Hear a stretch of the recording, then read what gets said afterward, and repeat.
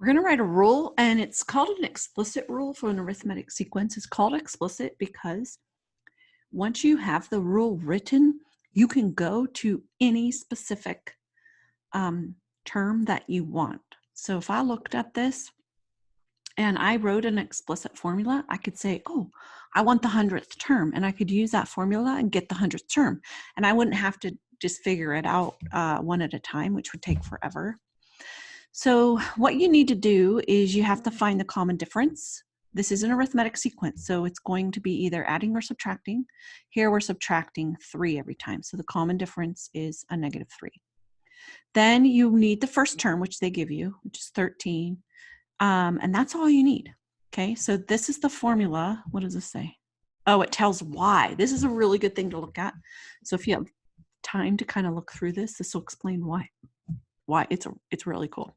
So this is the formula that we need. So I'm just going to kind of write this down over here. A sub n equals a sub 1 plus n minus 1 times d. And the only thing you do is replace a sub 1 and d in the formula, and that's it. Now, I guess you could distribute the d to both and then have it simplified. Wait a minute, can we simplify it in our formula? Check this out. So we would have a sub n equals a sub 1 plus d n minus d. Haha. And then we would combine these two terms, a sub 1 and -d. Nice. Okay, we're going to keep it there and see what we can do. This will be awesome. I kind of want to use this one. So let's see, we're subtracting 6 each time. So let's write down, we have, okay, so we have a sub 1 equals 17 and d equals -6. So if we plug it in, I'm going to do the bottom equation down here. So we're going to have a sub 1, which is 17, plus d times n, so -6n, minus d, so we have minus a -6, which is the same thing as plus 6. So 17, 18, 19, 20, 23 minus 6n. Okay, we're going to do that one. That's exciting. Okay. Wait a minute.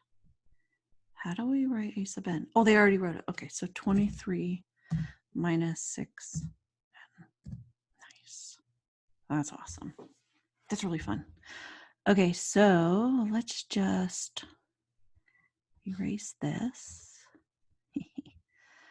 All right, so we'll go on to the next one. A sub 1 is -32. Let's see what d is. So we're going higher by, we're adding 7. Yeah.